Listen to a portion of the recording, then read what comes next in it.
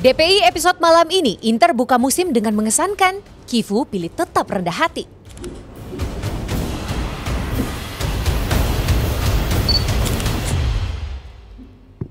Rio N'Gumoha, bocil 16 tahun yang jadi pahlawan Liverpool.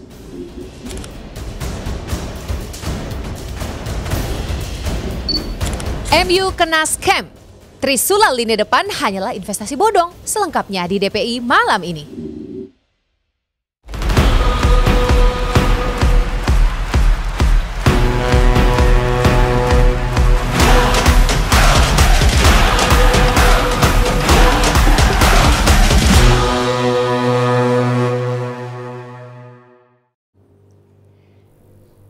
JM Team, welcome lagi di DPI Perjuangan.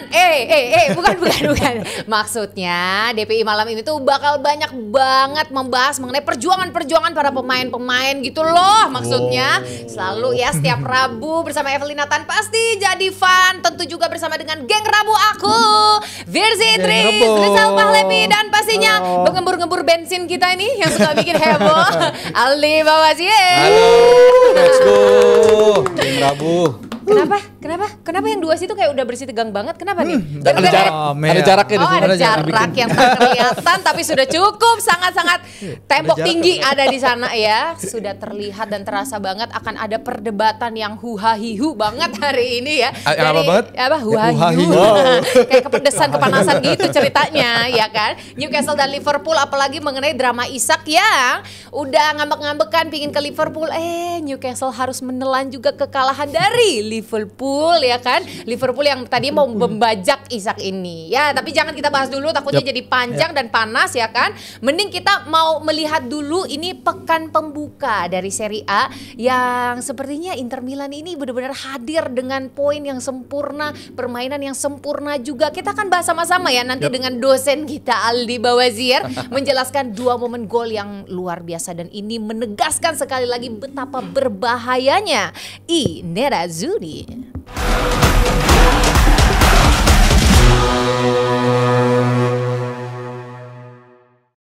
Ya, sebelum kita bahas gol yang tercipta di Inter Milan menghadapi Torino, gue pengen bahas dulu bagaimana cara mereka bermain. Lupakan dulu sejenak gol 5-0. Acerbi bermain bagus, terus juga Bastoni, wow. Terus juga Thuram sama baiknya, cuman ya itulah, Inter memang punya materi pemain yang luar biasa bagus. Namun yang pengen gua highlight adalah bagaimana Inter punya intensitas dan cara ngepres yang sama konsistennya hampir selama 90 menit. Di zaman Inzaghi juga bagus, mereka bisa memainkan variatif sepak bola yang sangat banyak. Namun saat mereka ngepres 90 menit, seorang Thuram akan diganti dengan Mahdi Taremi, di mana mereka punya cara berbeda untuk ngepres, dan ya umur juga nggak bohong. Dan sekarang di saat Thuram capek, yang menggantikan siapa? Boni. Dia ngepres sama baiknya dan menghadapi lini belakang yang udah kelelahan dari Torino. Oke, sekarang kita ke gol dari Marcus Thuram yang di sini gua harus memberikan pujian setinggi langit, bukan hanya lewat asisnya yang baik, tapi bagaimana dia bermain sama baiknya selama pertandingan ini, karena dia kan pengganti Hakan. Dan Hakan akan mengalami masa yang sulit untuk bersaing dengan Sučić, karena memang Sučić bermain dengan sangat impresif. Oke, kita ke golnya sekarang. Ada scrimmage sebenarnya dari lini belakang dari Inter Milan, Torino ingin melakukan clearance. Namun Sučić lebih cepat merebut bola dan dia positioning bola badannya itu membelakangi gawang. Gawang di belakang, dia di belakangnya seperti ini. Dia membelakangi. Normalnya tim-tim akan oper ke sini atau oper ke belakang untuk safety, untuk memberikan bola-bola aman dulu. Namun tidak bagi seorang Sučić. Dia dengan insting yang sangat baik, no look pass, dia memberikan umpan daerah yang sangat baik ke seorang Marcus Thuram. Dan Marcus Thuram bisa ada di antara dua back ini. Nah, dan dia bisa lari memanfaatkan space, dan dengan satu sentuhan dia melakukan tendangan yang sangat baik ke arah pojok gawang dari Torino. Ini midfield yang bagus, kreatifnya sangat luar biasa, dan ketajaman dan pemanfaatan space yang sangat baik dari seorang Marcus Thuram. Ya, kalau emang materi pemain Inter ini emang luar biasa. Bisa lu punya kreativitas seperti ini.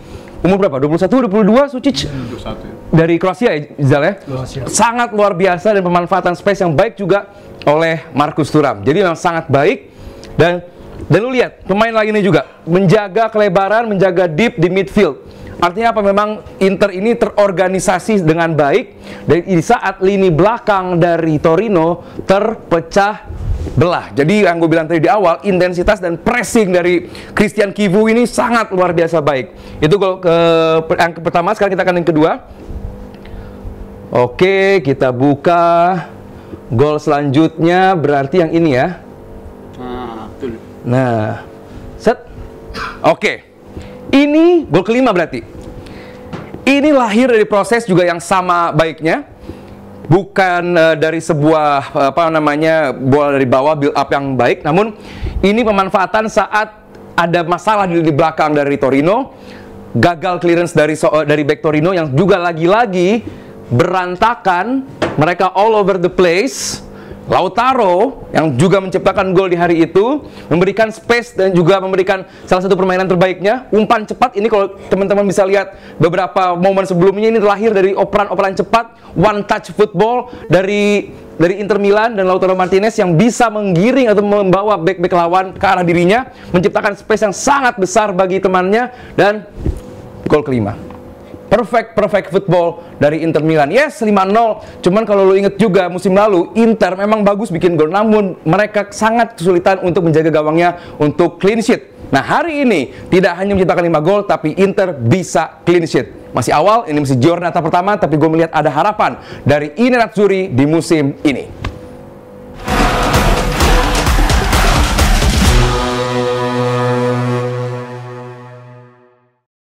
Pemanfaatan yang luar biasa ya, seperti yang tadi sudah dijelaskan oleh Aldi tadi. Dan ini mungkin juga membuat kita jadi meng-highlight Bastoni dan juga Thuram. Tapi menurut Evelyn juga ada satu nama, ini yang tadi sudah disebutkan juga, yang bisa dibilang menjadi pelayang jasa terbesar juga dalam kemenangan Inter atau permainan bagus yang Inter tawarkan ini. Siapakah dia? Petar Sučić. Gimana kalau pendapat dari Virsi dan juga Rizal seperti apa nih? Mas Firsi duluan. Ya, kalau tadi Aldi udah ngomong ya soal mencetak gol, Inter bagus. Inter musim lalu mencetak 20 gol lebih banyak dari Napoli, sang juara Serie A.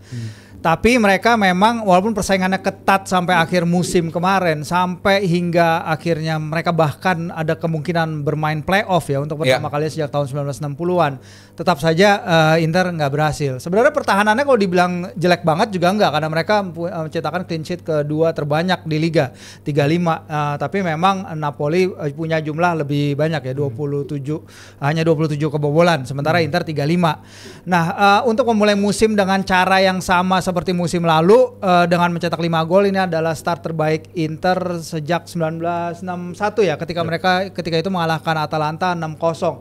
Jadi secara mencetak gol, karena timnya ini sama ya kayak musim lalu ya, 10 dari 11 starter malam kemarin itu juga bermain di final UCL lawan PSG. Tapi ada yang berbeda, seperti yang kata Lautaro Martinez setelah pertandingan ya. Ini setelah final itu kemarin, terus mereka beradaptasi dengan Chivu di sepanjang Club World Cup. Mereka itu berbicara banyak bagaimana cara mereka ingin bermain, terutama mempertahankan pressing ketat itu ya. Bagaimana pendekatan mereka, mentality mereka, bagaimana mereka, Lautaro bilang, kita melihat tim yang ingin memenangkan bola sekecepat mungkin. Dan ini mentalitas yang mereka bentuk di bawah pelatih baru. Jadi memang ini sesuatu yang baru, tapi udah kita lihat sebenarnya dari musim lalu. Cuman ya ketika mereka menghadapi Paris memang situasinya beda. Tapi kalau sekarang kita lihat, Lautaro mengatakan bahwa ini adalah cara pendekatan yang berbeda dari Chivu, dan ini akan menarik kalau mereka bisa mempertahankan ini hingga ya ketika musim akan berat-beratnya ya. Kalau pertandingan pertama kedua sih nggak masalah, walaupun Inter juga bermain di Club World Cup tapi kan nggak sampai tahap jauh ya. Selesai duluan ya. Gimana tuh Rizal nambahinnya? Kalau ngeliat Inter ya nggak mengherankan ya, karena ini tim yang basically masih sama, tadi udah dijelasin sama Mas Firzi. Dan kalau kita ngeliat Inter di musim lalu juga sebenarnya mereka bukan cuma peluang untuk Serie A doang, treble bahkan ya, treble sampai di bulan April. Mereka sampai April tuh masih bersaing untuk 3 kompetisi, tapi ya itu sesuatu yang udah kita lihat sebenarnya tanda-tandanya dari bulan Maretnya, yang mana itu ada crack di sana, ada kejelasan banget di mana para pemain tuh mulai rontok dari faktor match fitness, dari faktor cedera. Jadi kayaknya kalau kita asumsi 10 dari 11 pemain ini masih sama dibandingkan musim lalu, gue khawatir Inter bakal ketemu situasi yang sama kayak musim lalu di bulan-bulan periode kedua musim ini. Jadi di awal musim mereka start kayak begini ya oke, pelatihnya juga membawa daya main yang baru ya, mereka tampil lebih vertikal, mereka tampil lebih direct, ngirim bola secepat mungkin ke depan, dan itu mungkin cocok dengan gaya main Thuram, dengan gaya main untuk midfielder mereka yang para petarung itu untuk menangin bola secepat mungkin. Tapi gue khawatir ya kalau intensitas begini tetap dijaga di paruh musim kedua, kayaknya keulang lagi tuh kendala kayak musim lalu, gue takutnya sih. Nah, ini dia, berarti ini menjadi tantangan tersendiri juga buat Kifu sendiri gitu ya, sebagai pelatih untuk bisa membuat terobosan baru. Jangan sampai hanya karena memang pemain-pemainnya, materi pemainnya sama, kemudian terulang lagi kegagalan yang sama gitu ya. Mungkin dari Aldi, ada penambahan nggak khusus untuk Petar Sucic ini sendiri? Oh, Petar Sucic ya, yang gue ulangi lagi dan gue pengen dalemin, bagaimana dia akan bersaing dengan Hakan. Dia main menggantikan Hakan yang harus absen di hari ini. Namun ini akan menjadi pertarungan yang juga sangat menarik untuk Kifu. Ini pusing yang enak juga nih. Pusing happy ya? Pusing happy karena ada dua pemain yang sama baiknya. Hakan punya pengalaman, punya shoot jarak jauh juga yang sangat baik. Namun kita lihat heat map dari seorang Petar Sucic. Lihat, dia sangat amat mobile di sisi kanan dari midfieldnya Inter dan sangat membantu, asisnya juga luar biasa. Jadi ya gue nggak aneh kalaupun Petar Sucic akan menjadi salah satu pemain muda. Nah ini juga harus diingat juga, dia masih muda tapi bisa punya impact yang segini baiknya menghadapi lawan-lawan di Serie A yang biasanya sangat kejam terhadap midfield flamboyan seperti Sucic. Jadi gue harap dan gue yakin Inter bisa sustain sampai akhir musim karena saingannya siapa sih di Serie A, paling Napoli doang. Nggak ada Inter, Napoli sisanya jauh. Gua nggak melihat ada kompetitor seperti Juve atau Milan atau Atalanta masih oke lah. Pelatihnya sekarang itu masalahnya. Betul, ya. Roma kalau Roma misalnya Gasperi ini langsung bagus bisa aja. Nah, tapi gua sih Evan Ferguson dari Brighton, betul. Paling tapi nggak tahu dengan kalian ya. Kalau gue sih paling ini tuh horse races lagi di Serie A. Inter Napoli. Kalau kata Conte sih tadi malam ya habis Napoli main dia bilang nih 3 horse sebenarnya antar Juve dia bilang sama Juve. dengan karena faktor Tudor ya walaupun masih muda tapi mereka punya kekuatan yang cukup. Kalau kata ini ya, Conte selalu setuju dong. Ya. Ya dia yang bilang bisa aja. Tapi kalau Kifu sendiri waktu ditanya, ini sepertinya dia sangat mengunggulkan Napoli. Ini tuh merendah untuk meroket. Apa sebenarnya fakta begitu? Apa gimana sih? Pertahanan gelar. Kalau kata gue soalnya apa yang terjadi di media room itu nggak penting. Dia mau ngomong apapun dia nggak penting. Bilang gue mau pasti juara atau gue pasti nggak juara. Yang paling penting adalah performance di atas lapangan. Oke. Jadi strategi aja. Ya dia bisa ngomong apa aja gitu. Tadi Conte ngomong begitu, Kifu ngomong bermain low ball seperti itu. Yang penting performa di atas lapangan Inter luar biasa bagus. Lini pertahanan juga bagus, the way they press tadi dijelasin juga, pemanfaatan lini tengah juga sangat baik, lebih direct, dan lini depan mereka juga lebih hidup dengan adanya Boni, midfield juga lebih hidup dengan adanya Sucic, belakang gue yakin Acerbi belum selesai, masih jauh dari kata selesai, Bastoni makin menjadi pemain terbaik bagi Inter Milan, luar biasa, masih muda, tapi menjadi pemain yang sangat-sangat berpengaruh baik di lini belakang maupun di saat menyerang juga. Jadi gue rasa kalau Napoli justru nggak hati-hati, kesalip nih. Inter juga bisa bahaya. Ini ya sebenarnya Internya permanfaatan secara skema kan masih sama sebenarnya 3-5-2 dan fullback tuh diandelin banget. Dan gue ngeliat peran dari kayak Di Marco sama Dumfries masih oke lah. Di Marco juga kelihatan di paruh musim kedua kiriman bola distribusi bolanya cuman defending dia kan musim lalu. Itu musim lalu sering error. Tapi kalau dengan sistem yang lebih aman kayak begini, nggak banyak untuk build up dari belakang, ini bisa manipulasi. Bastoni ditanya gitu, itu dibilang ada peran baru dia di bawah Kifu. Jadi nggak senaik kayak biasanya. Itu kan gampang ke expose kan kayak gitu. Tapi kalau ngomongin soal respon dari Conte, gue rasa kalau untuk Cywar tuh ada 2 cara ya. Antara lu bilang tim gue nggak bagus untuk juara atau lu limpahin ke lawannya sekalian. Itu teknik-teknik dulu Ferguson sering ngelakuin, Guardiola sering ngelakuin dengan tujuan kalau Napolinya tiba-tiba goyang, pasti Napoli akan terpikirkan katanya gue paling layak juara tapi kok gue kalah ya. Itu bakal keserang tuh psikologis mereka. Jadi tapi ekspektasi tinggi dilempar ke sana tuh biar lempar aja dulu. Tim aku bisa main bagus gitu antara ya. Bilang jelek atau lu bilang bagus sekalian. Dan itu biasanya worse pakai cara kayak walaupun gitu. Banyak juga sih yang nggak mendengarkan Cywar seperti itu. Biasanya mendengarkan antara fans atau yang mengamati. Biasanya pelatih-pelatih kan kayak Lu mau ngomong apa terserah deh gitu. Terserah ya. Tapi ini kalau melihat dari Rizal dan sepertinya dari Virsi juga sudah siap-siap banget untuk bisa langsung debat-debatan. Tapi Evelyn pingin kalian berdebatnya itu di area yang tepat guna. Tepat sesuai guna apa? Tepat guna ya. Jadi kan Newcastle sama Liverpool nih kemarin. Kalau Evelyn bilang ya secara keseluruhan ini Newcastle juga sesuatu loh, beringas loh ini. Iya kan bisa menyamakan kedudukan, 2 poin dikejar loh. 2 gol dikejar langsung di babak 2. Gimana Rizal melihatnya? Tanggapan dari Newcastle yang seberingas ini? Yap, Newcastle nunjukin fighting spirit yang luar biasa. Pasti muji lah. Fighting spirit tapi ini bagian nggak mujinya nih. Sekarang bagian nggak mujinya.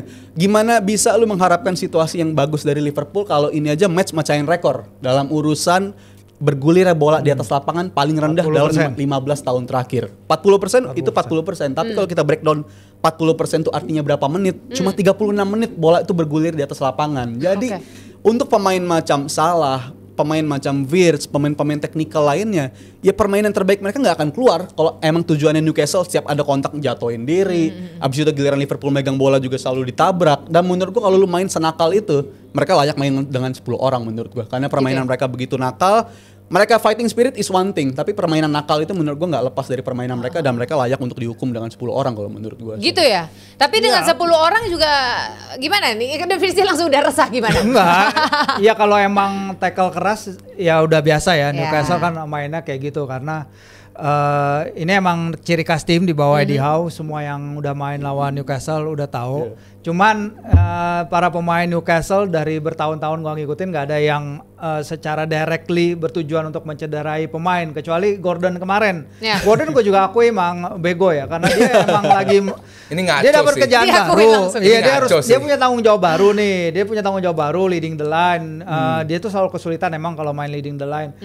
Sebenarnya kalau di laga-laga kayak gini di mana Newcastle hype up ya. Kadang terlalu hype up. Jadi karena kaptennya dan pelatihnya sendiri mungkin menyalurkan energinya ya bersama dengan St. James's Park. St. James's Park under the light itu luar biasa sekali. Aldi udah pernah merasakannya apalagi kalau lagi tanding malam itu atmosfernya luar biasa banget. Jadi emang ada beberapa momen dalam pertandingan yang kita lihat rada dangerous. Sebenarnya dangerous itu cuman si Gordon sih. Kalau tackle lain ya sebenarnya para pemain Newcastle kan ngejar 50-50 ya. Sah-sah aja ya. Sebenarnya kalau dibilang kasar terus melukai pemain atau nabrak-nabrakin pemain itu sebenarnya tone-nya kan beberapa kali ada kontak keras dari pemain Newcastle tapi 50-50. Berubah setelah Gravenberch dia mulai tackle dengan menurut gua timingnya salah. Artinya bukan gimana mau tuh? salah, tapi timingnya iya Gimana tuh? ketika Bruno mencoba Bruno mainnya gitu, dia berusaha melindungi bola dengan kaki dan dengan badan dan ketika itu Gravenberch langsung nekel dia. Menurut gua sih kalau itu bukan di menit ke-7 ya, mungkin penilaian wasit akan lain ya. Dan orang akan memakai, wah ini tackle kayak gini bisa kartu merah. Gue sih sebenarnya nggak terlalu ada komplain berlebih terhadap kepemimpinan wasit ya. Menurut gue dia rada fair. Mungkin orang karena sampai paginya nih gue bangun setelah pertandingan sampai sorenya. Kan sebenarnya banyak fans lain yang ngikutin Newcastle dan Liverpool karena udah terbangun kan di Monday Night Football, Isak, ini established team lawan tim-tim yang baru mau naik, bagaimana duel itu nanti akan membentuk yang lain-lain. Jadi banyak fans lain yang ngikutin kan. Jadi banyak yang mengatakan bahwa wasit ini seharusnya Liverpool juga dapat kartu merah, maksud gue ya udah kalau emang karena di Premier League tuh wasit ya udahlah kita ya udah aja wasit kadang wasit blow on kita ngikutin aja, kadang kita dibantu, kadang juga tim kita dirugikan gitu, pasti ada aja gantian. Dan kalau gue lihat perjuangannya sih sebenarnya perjuangan tapi sakit hatinya karena ini udah berkali-kali kok kalau gue nonton Newcastle dari tahun ke tahun selalu kejadian ya. Bahkan dari tahun ya 94-95 yang salah satu the biggest match yang 3-4 itu dari zaman Roy Evans dan Kevin Keegan. Jadi emang udah sakit hatinya udah biasa sebenarnya. Tapi bangga perjuangan Newcastle ya dengan 10 pemain dengan segala narasi yang berada di belakang pertandingan ini.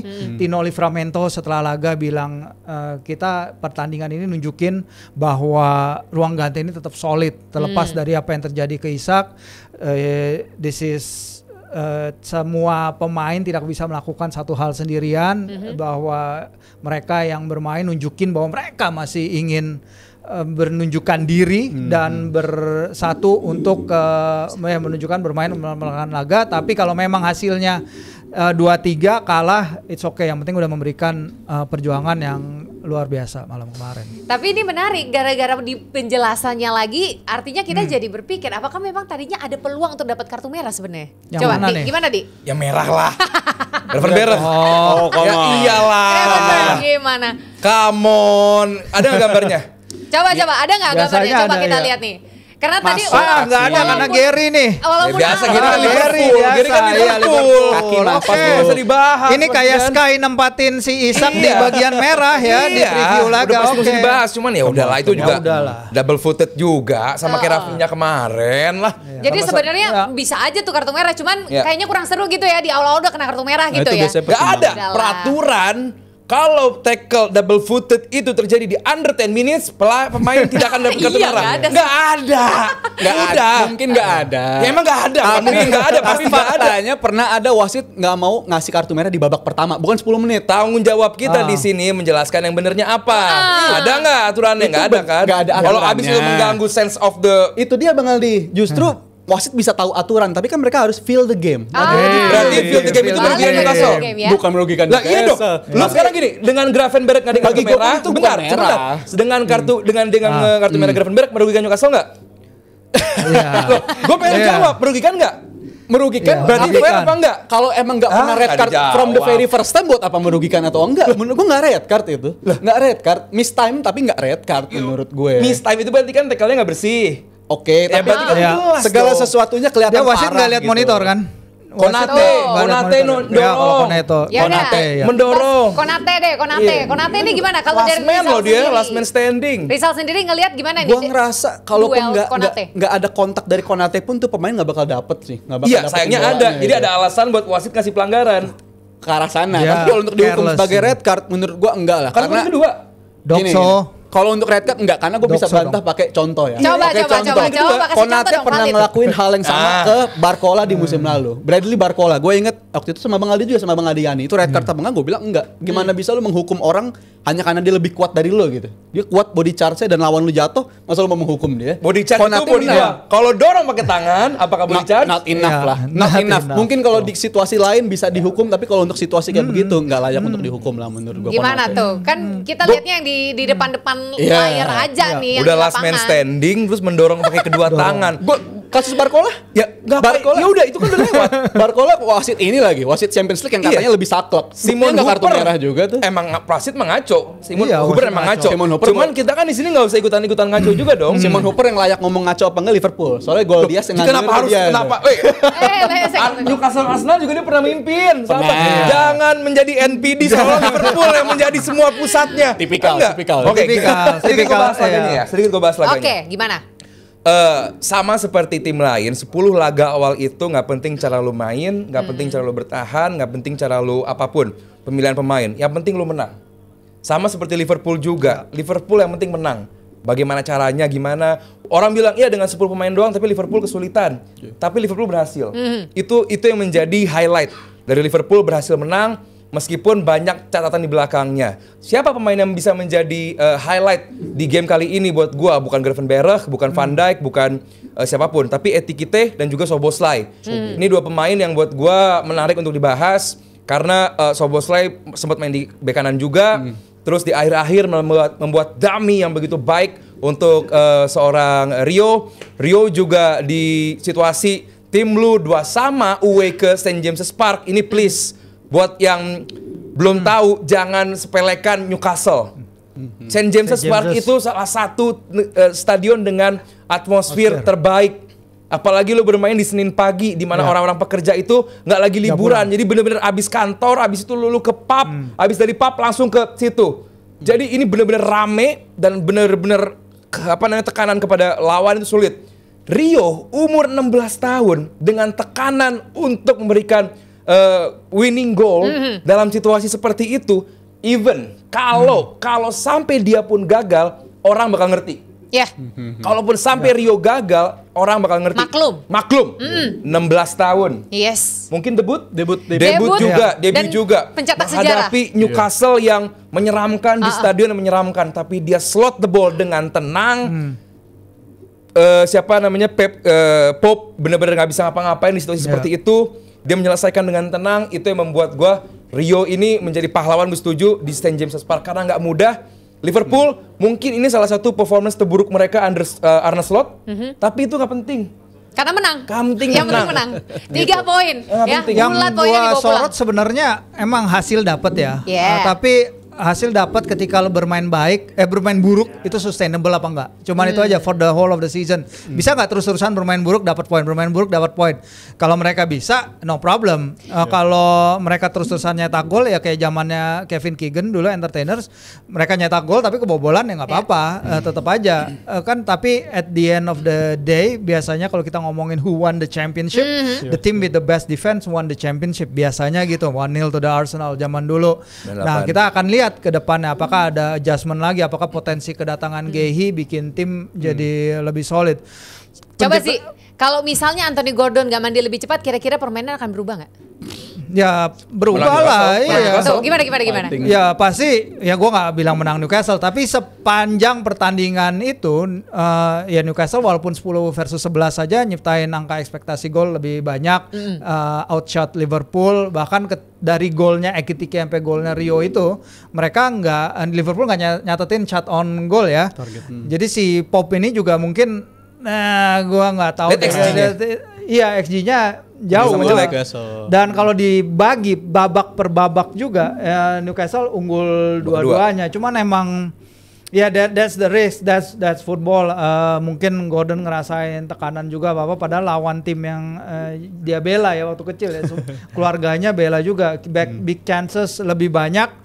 Tapi ya untuk tim yang nggak punya striker, yang sepanjang musim panas persiapannya terganggu, di sepanjang pramusim susah banget nyetak gol, untuk bisa golin 2 kali ke tim juara bertahan dengan 10 pemain, mainnya kayak gitu, bahkan hingga menit ke 90 mereka masih naruh 5 pemain di kotak penalti. Gue mending kalah kayak gini ketimbang bertahun-tahun main sama Steve McLaren, main sama Steve Dino Bruce, main sama ya banyak pelatih lain lah yang main bertahan 5 back tapi tetap aja kalah 5-0 dan lain-lain. Gue mending kalah kayak gini karena we bring the fight to them.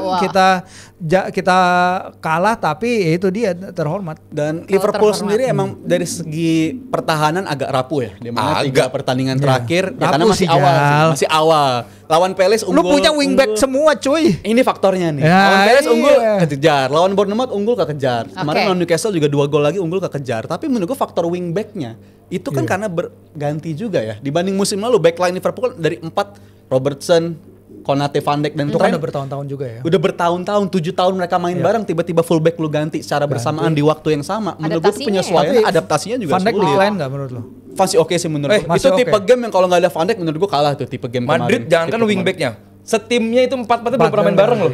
Madrid, Boysen, gimana lo? Terus-terusan ganti-ganti, terus-terusan. Tapi kalau faktor aja. Liverpool itu kan agak beda. Jadi agak bedanya beda. Gimana? Coba. Kadang Bedanya sistemnya Liverpool dengan adanya Trent Alexander-Arnold itu kan deep playing defender banget ya. Dimana lu kalau ke press dia bisa dengan kualitas passing dia ngirim bola ke depan jadi peluang tuh. Banyak contoh kasusnya kayak udahlah Jal, bilang aja Kerkes jelek under pressure.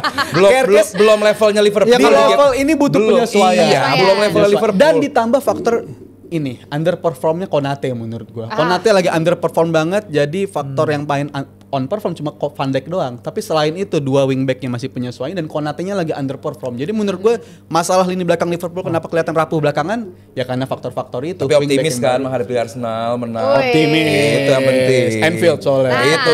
Oh satu lagi sebenarnya bukan hilangnya Gordon yang banyak pengaruh ke laga ya, tapi cedera yang dialami Joel sama si Sandro itu begitu dia kan cedera jatuh kayak dislocated gitu ya. Tapi dia masih main terus loh. Gue nggak pernah lihat pemain lain kayak gitu.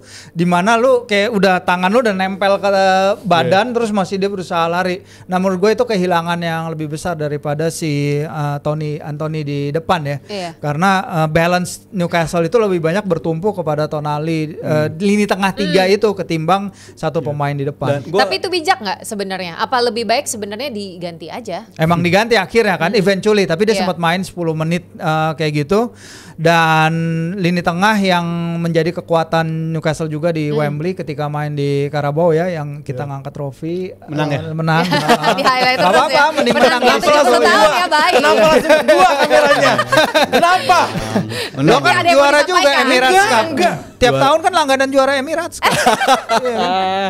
Gimana Sal? Ya, gue mau nyambungin soal Liverpoolnya dari segi bertahannya. Soal tadi kan ditanya sama Mas Firzi, bisa nggak sustain tim untuk bersaing juara tuh sustain kayak begini? Kita bisa berbalik di musim terakhirnya Jurgen Klopp, di mana musim itu Liverpool banyak ngejar pertandingan istilahnya. Karena kalau pertandingan hanya dihitung dari menit 1 sampai 30, Liverpool waktu itu ada di peringkat 18. Jadi dalam artian mereka slow start, mereka lebih banyak menang pakai cara comeback, dan itu cara yang beda banget dengan caranya Slot di musim pertama.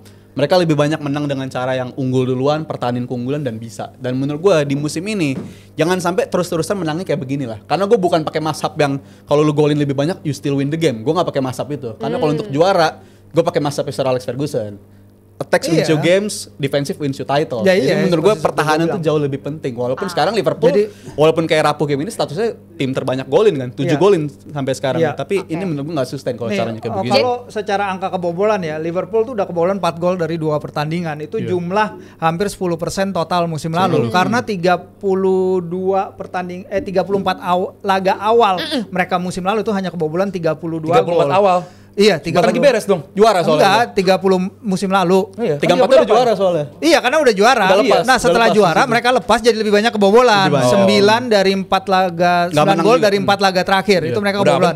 Udah enggak penting karena udah juara. Nah, defense mereka musim lalu ya berubah banget kan yang Rijal juga bilang, makanya menarik. Sebenarnya kuncinya ada di Van Dijk mungkin ya, karena dia this is the glue gitu yang keeping it all together. Bisa kalau emang menurut Rijal dia belum decline ya bagus, mungkin dia bisa meningkatkan permainan lagi. Tapi kalau kita lihat beberapa laga awal emang dia rentan terhadap serangan-serangan cepat aja sih. Tapi sih jujur sakit nggak? Ya sakit, cuman udah biasa sebagai fans Newcastle, udah biasa. Bro, gue 2 kali nonton tim gue di divisi championship. Sama udah hampir, lu 10 itu kalau berhasil udah sama sih. Enggak, karena terbang hari ini sih. Karena ada contohnya. Pertama yang gue inget banget mungkin isi pasti Darwin Núñez yang 2 gol itu udah nyakitin. Fabio. Terus pernah dulu 3-2 di Fok Origi sundulan, gue inget banget itu. Kalau itu ketika itu nyakitinnya karena it's never a free kick untuk bola masuk ke yang akhirnya disundul lah masih di Fok Origi. Sakit, tapi gue bilang mending we try untuk menang ketimbang lu numpuk 5 back di belakang dan tetap kalah, dan itu yang sering terjadi di era Steve Bruce. Betul, apalagi mazhabnya Newcastle itu kan we don't demand players who wins, but we demand player who tries. Dan ini yang dilakukan oleh pemain Newcastle. Mereka sedikit lagi sedekat itu untuk bisa nahan imbang Liverpool juara bertahan. Dengan 10 pemain itu akan sangat luar biasa. Tapi ya buat gue tetap ya Liverpool menang dan Rio Ngumuha top notch. Zoboslai juga. Tapi harus aku akuin itu kebesaran hati banget dari Gafirsi selaku ya fans dari Newcastle, karena memang selain dari sudah main bagus pun masih tetap kalah ya, nggak apa-apa. Tapi yang kedua juga drama Isak ini yang selalu bikin kemarahan tiap minggu kita membahas gitu ya. Enggak marah, udah. Enggak marah. Emang iya udah mulai ini ngontrol. Ada satu lagi nih ya, dari legenda kita nih, Thierry Henry. Katanya nggak marah. Katanya nggak marah. Tapi langsung Renda action test. Udah keluar napas-napasnya semua ya. Kita baca dulu dari Thierry Henry. Ini punya statement katanya, Anda tidak bisa menempatkan diri Anda untuk tidak datang latihan. Saya pikir idealnya untuk semua pihak adalah mengizinkan Isak pergi dari Newcastle. Tapi saya juga percaya jika Isak merasa berbuat salah, ia bisa memilih meminta maaf dan ia bisa melanjutkan kembali karirnya Ya, di ini Newcastle. Henry emang sejak ulang tahun di 17 Agustus kemarin jadi sering pelin-pelan ngomongnya ya. Oh gitu ya. Iya. Nah ini gimana? Coba dari Virzi dulu deh tanggapannya. Emang bisa diterima sebaik itu dengan permintaan maaf? Apakah semua akan Ya, seperti jadi kan terjadi apa-apa? statement Newcastle kan ketika Isak udah siap untuk kembali berlatih bersama teman-temannya, kita akan menerima kembalinya kan kayak ya udah lu ngambek aja dulu di kamar, nanti kalau udah siap turun ya makan lagi bareng kita gitu kan, kayak di pengertian keluarga kan kayak gitu kan, pengertian. Udah habis itu ini sih yang perkembangan paling penting menurut gua adalah adanya Yasir Al Rumayyan di ketuanya bosnya PIF, dia lagi di Tyneside. Negosiasi kontrak apa-apa pasti lewat dia yang final say. Dan perwakilan di PIF dan si salah satu co-ownernya Newcastle, Jamie Ruben, main ke rumahnya Isak kan, coba ngobrol lagi, bisa nggak lu kita coba reintegrate lo gini-gini. Berita yang keluar setelah pertemuan itu adalah katanya Isak nggak mau ya, dia mau keluar. Ya kalau it all depends from me ya, dari gue sendiri ya, biarin aja pergi aja lu. Toh Newcastle dapat duit Katanya banyak nggak juga. Katanya nggak marah. Tapi nadanya tadi agak naik loh itu. Enggak ya. marah Oh, ini. langsung halus lagi ya. Biarin If. Justru itu yang kita pengen lihat. Kalau Virzi terlalu dari 20 peluang ini kurang. Ini Virzi yang gue pengen lihat kayak begini. Sisi berbeda. Menyuarakan suara para fans Newcastle. Kalau cuma Silakan. lihat data doang kurang. Ya udah kalau misalnya dia mau kalau gua ya udah dia pergi 130 or whatever deal dari Newcastle dan Liverpool. Silakan cabut aja toh, pemain-pemain lain nunjukin loh tanpa Isak. Sebelum ini Newcastle itu ada 4 pertandingan beruntun dan mereka lepasin 49 tembakan ke gawang tanpa gol, tanpa Isak ya. Mereka biasanya 4 pertandingan terakhir nggak bisa nyetak gol tanpa Isak. Sekarang mereka buktiin mereka bisa nyetak 2 gol. Will Osula, pemain chaos yang mereka punya, striker muda itu akhirnya bisa juga nyetak gol.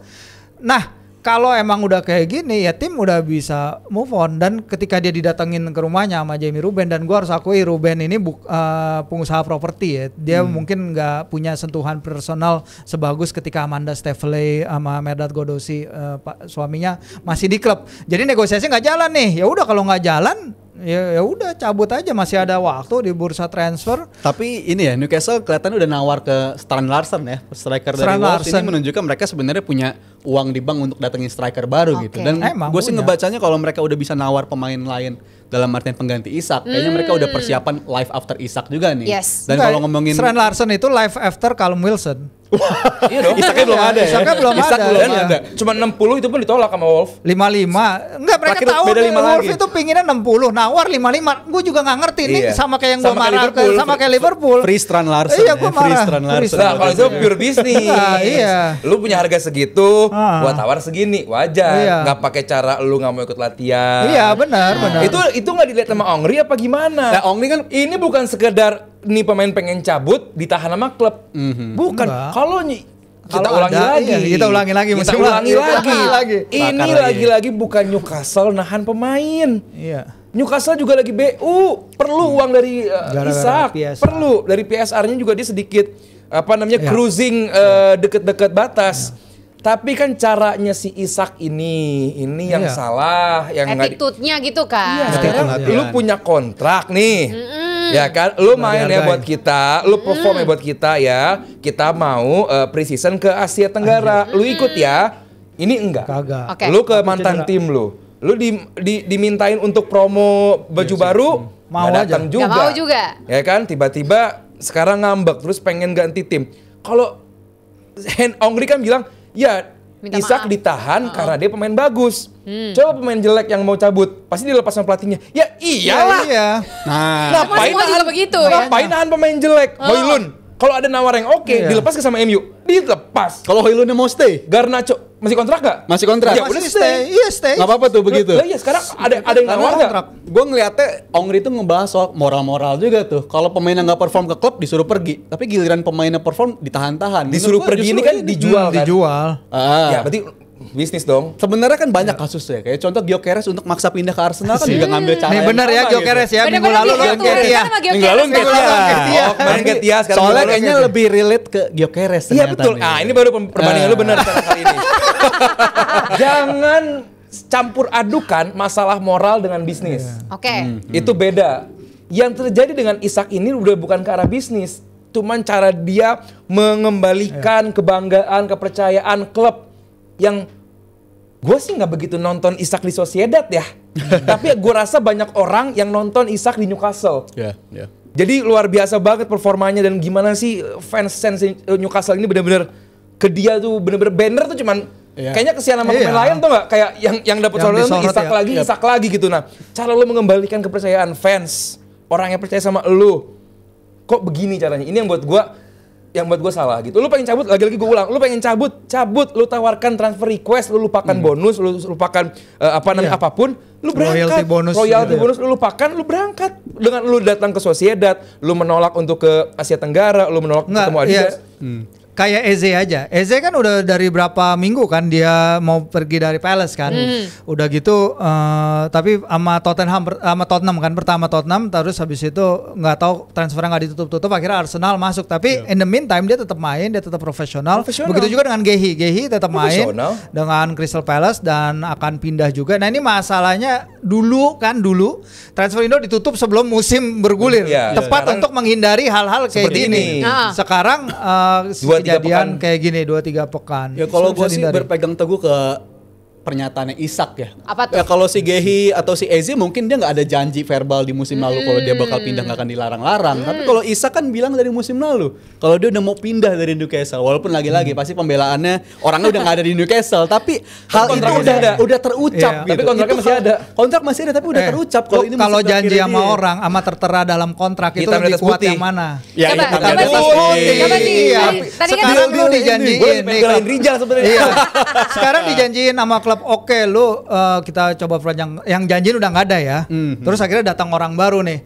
Sorry, janji lu janji yang sebelumnya nih ternyata keuangan kita sulit. Musim panas lalu Liverpool hampir ngambil Anthony Gordon karena Newcastle bener-bener stres banget butuh BU PSR. Akhirnya mereka bikin salah satu transfer terbodoh menurut gue yang pernah gue tahu sejak bertahun-tahun ngikutin Newcastle, yaitu menjual Elliot Anderson dan dapetin kiper si Vlaco Dimos nggak jelas itu dari Sevilla, dari Nottingham karena mereka perlu nutup nambal si lubang PSR itu. Klub itu sudah sedesperate itu ketika itu, dan datanglah satu orang ini dengan kontrak yang ketika itu masih 4 tahun. Bro, gue mau kontrak baru dong, gue golin terus nih. Ya jangan dulu gitu. Ini kita lagi kepepet nih. Ya udah akhirnya main golin nggak masalah ya, sampai habis itu Aldi bilang sampai musim berikutnya dia masih ikut pramusim, dia masih promosiin jersey baru. Tiba-tiba Liverpool ngambil Ekitike, habis itu tiba-tiba ngambek lah dia nggak ikut tur ke Asia. Aldi sama gua kesana kagak lihat deh striker nomor 14 itu. Iya, temen gua udah ada lagi yang beli jersey 14 musim baru kan. Ada yang bawa bendera Isak, anak Indo tuh ada tuh yang bawa bendera Isak. Pasti sedang terisak-isak dia. Isak banget. Tapi Rizal gimana nih Zal? Menanggapi semua ini kan memang ini udah jadi kontroversi terus aja. Tapi kalau kita melihat dari POV-nya Rizal ini kan kayaknya rare banget. Coba dijelasin validnya. Mungkin gini pertanyaannya. Menurut lu lebih yakin stay apa lebih yakin cabut? Nah gitu deh. Di akhir bisa transfer. Masih tetap yakin dia akan berseragam Liverpool ya.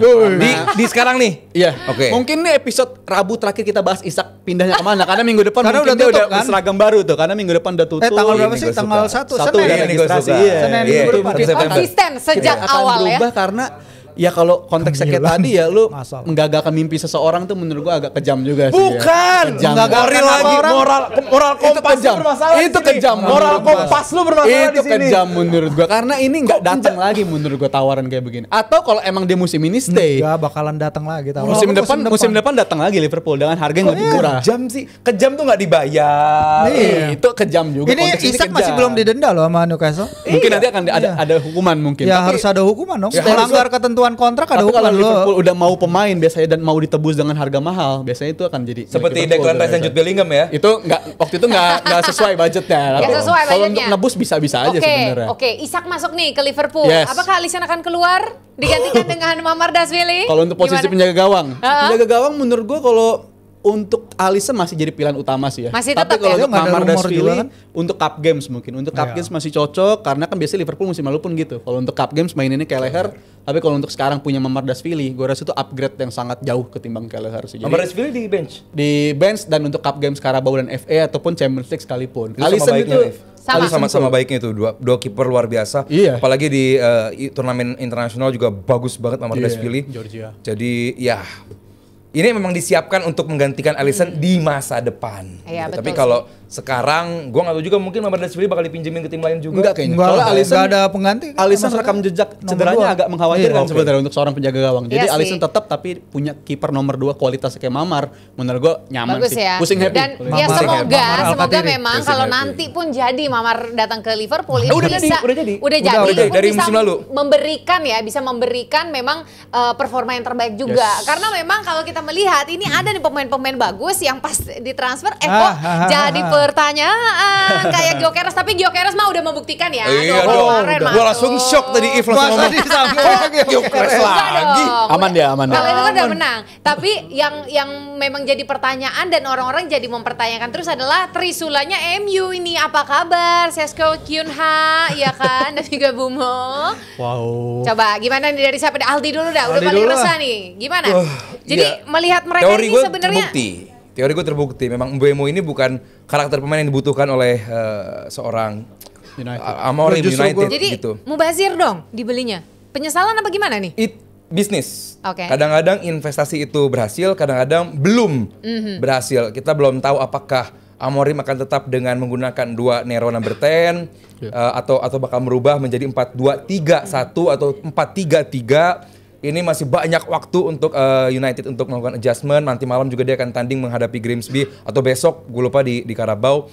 Nanti Malam ya. Oke, jadi ini akan menjadi waktu bagi United, satu untuk mengistirahatkan pemain, kedua juga untuk mencari skema yang terbaik. Kalau Kunya jujur gue nggak begitu bermasalah karena proses dia adaptasi dengan United cukup oke. Memang dia justru kalau ada heat mapnya, dan silakan buka juga heat mapnya waktu di Gelaga menghadapi kemarin menghadapi apa sih?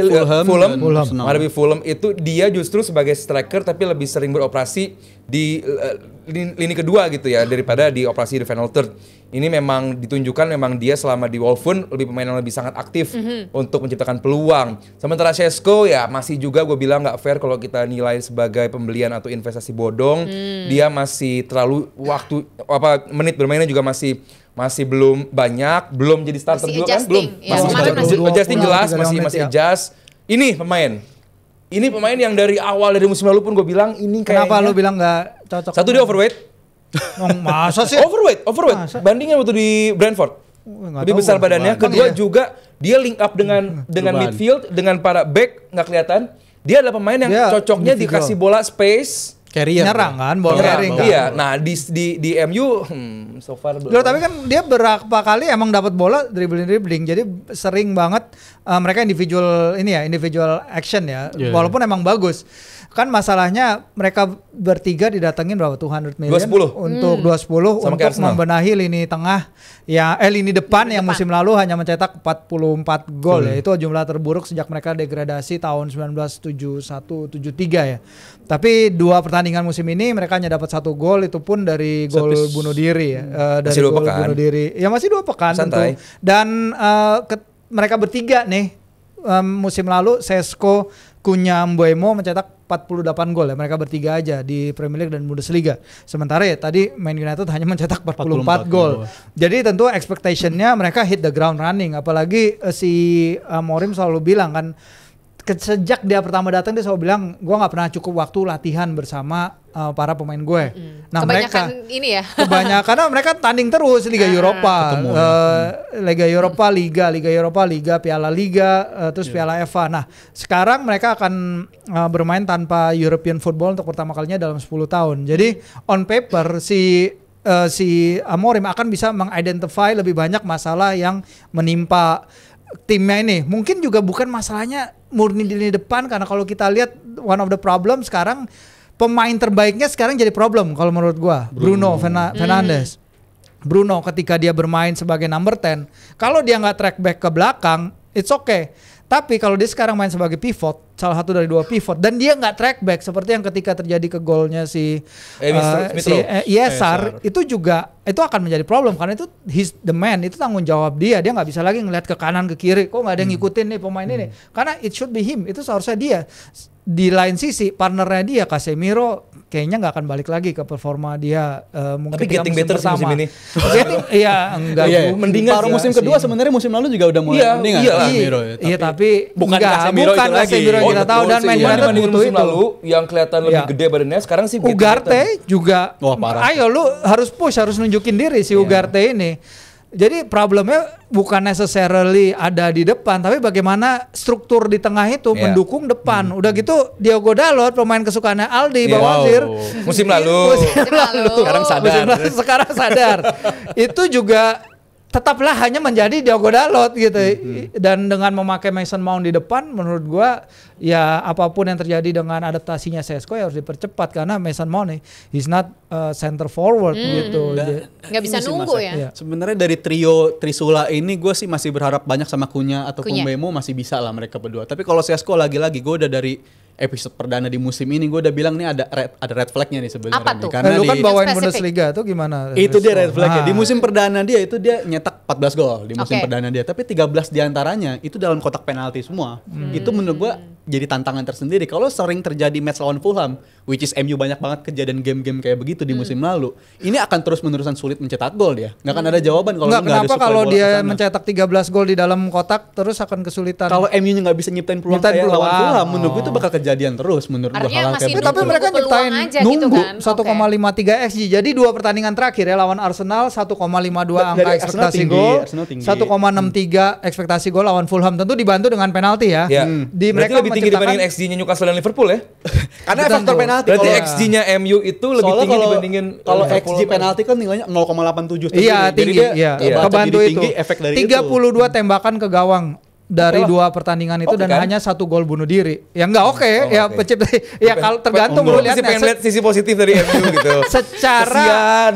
iya kalau ke depannya secara tren ya mereka seharusnya bisa nih lama-lama nanti jumlah golnya seharusnya naik kalau melihat tren Tapi XG-nya. tadi Ya. nggak siap buat Eropa kata Amorim.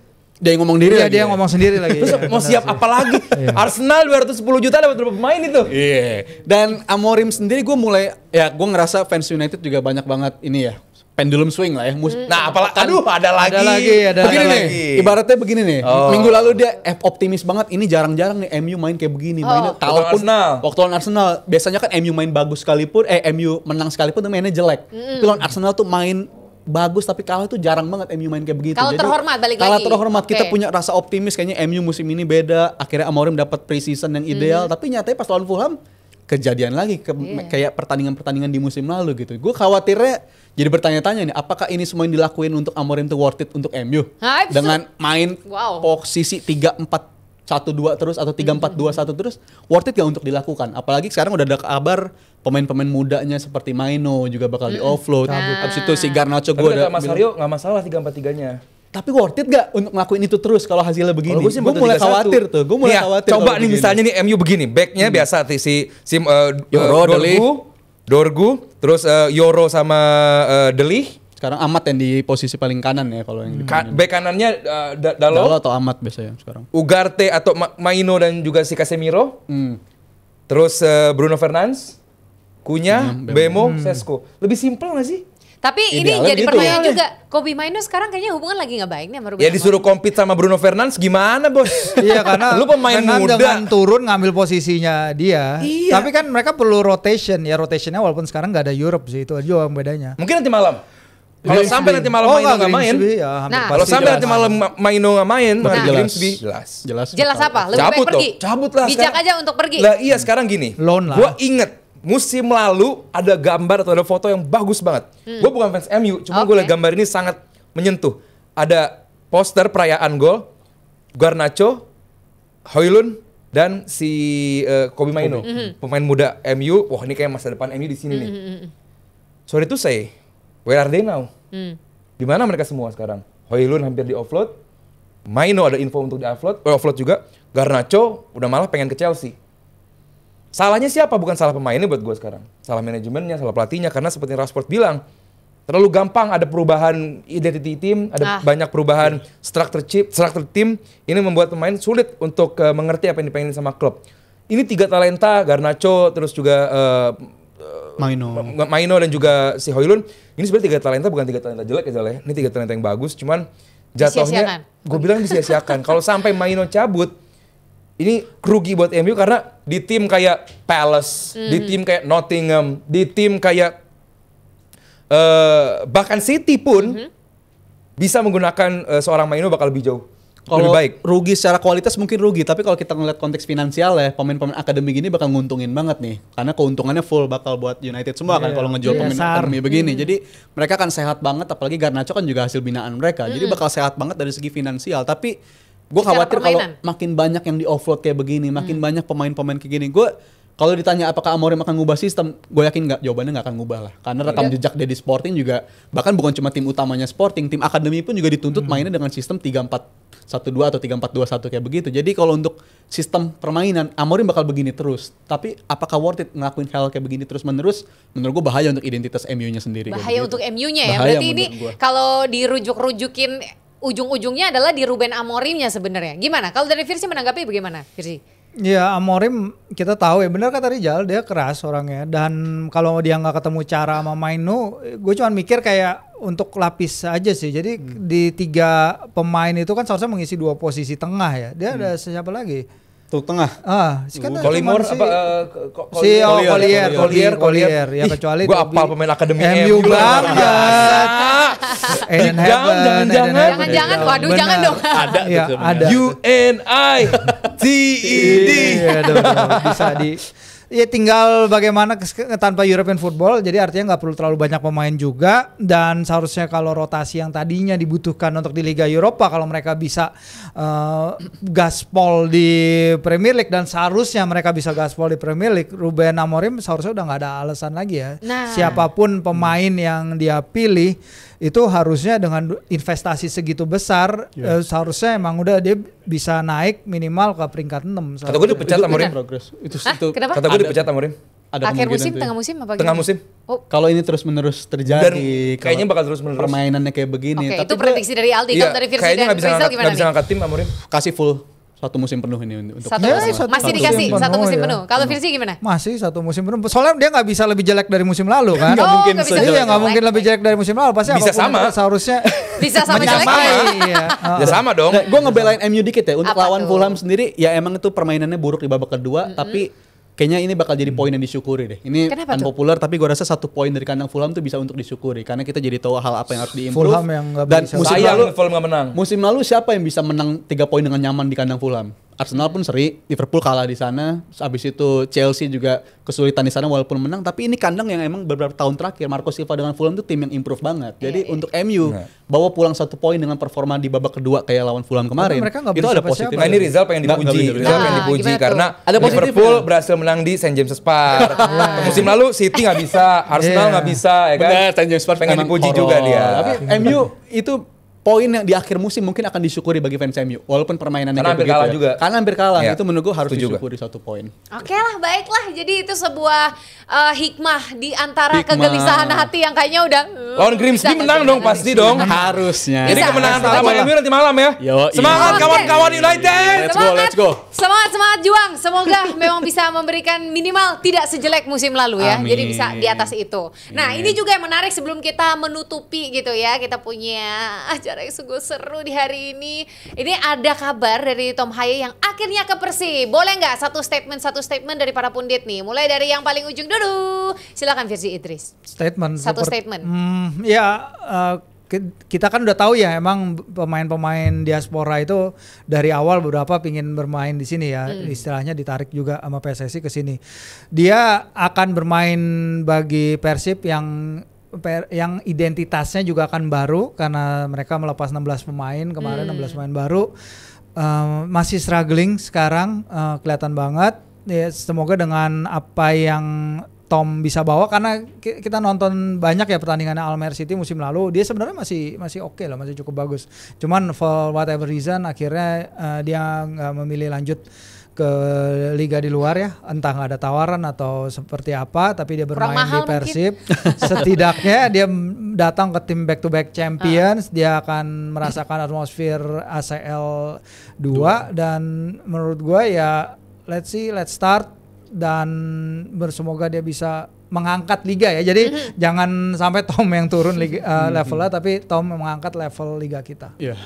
Oke, kalau thank you dari Virsi, silakan Rizal. Good newsnya dia pindah ke Persib ya. Persib tim yang tiap musim, bukan hanya musim ini dong tampil di ACL League 2 itu, tapi di tiap musim sekarang dia udah tampil di sana. Dan menurut gue tantangan tersendiri bagi Persib di musim sekarang kan mereka katanya Coach Boyan lebih ingin berbicara banyak di kompetisi itu gitu. Karena di musim lalu mereka terhenti di babak fase grup, which is yang menurut gue kurang ideal musim lalu, karena uniknya justru mereka ngelakuin rotasi tiap ada pertandingan yang penting justru di fase grup itu, tapi malah rotasi. Tapi di musim sekarang mungkin itu bisa diantisipasi dengan kedatangan pemain sekaliber Tom Haye, karena lawan-lawannya juga menurut gue ini Persib punya peluang chance yang cukup besar untuk lolos dari babak fase grup, karena bisa dibilang ideal lah ya, lawannya ideal banget bagi mereka untuk lolos. Dan untuk pengisi di gelandang mereka, gue rasa ini pemain yang bisa ngangkat level Persib yang tadinya agak shaky di 2 game awal, tapi dengan kehadiran pemain sekaliber mereka, ya bisa dibilang mereka favorit lagi lah untuk jadi juara di Liga Indonesia. Jadi dari Virsi dan dari Rizal sebenarnya positif gitu dan optimis banget Tom Haye bisa menjadi sebuah dampak yang positif. Kalau dari Aldi gimana nih? Terus lo berharap gue ngomongnya negatif gitu ya? Lo bisa biar beda-beda aja gitu yang penting. Enggak juga. Beda-bedain ya. Sebagai anak Pasundan gitu ya, juga saya mah pengen gitu Persib bisa tripit gitu di liga. Cuman soleh banget. Dari Aldi Liga sama Aldi Eropa beda. Oh, beda. Sesuaiin gitu bisa ya. Coba gimana Aldi Liga? Ya gua nggak tahu ya apakah ini downgrade karir bagi seorang Tom Haye masuk ke Persib. Gua nggak tahu, gua harap enggak, karena Persib pun dalam beberapa tahun menunjukkan peningkatan yang sangat baik, meskipun di akhir musim kemarin ada bedol desa di tim ini ada banyak sekali tim yang di offload, cabut gitu, dan tentu Persib butuh pemain kreatif, pemain yang bisa menjadi jembatan tengah dan belakang ke depan, dan gua rasa Tom bisa karena dia pemain yang juga cukup baik. Nah, yang gue pengen lihat apakah dia pemain yang punya intensitas yang sama bermain 90 menit, karena ya rotasi akan terjadi di Persib. Apakah dia akan menjadi tim atau pemain yang penting dan juga tidak hanya menjadi media darling ya, bahwa ada pemain dari luar datang ke sini. Gue pengen dia juga mencatatkan permainan yang baik, rekor yang baik, stats yang baik di liga maupun di regional gitu. Jadi gue harap Tom ya all the best dan nggak cedera.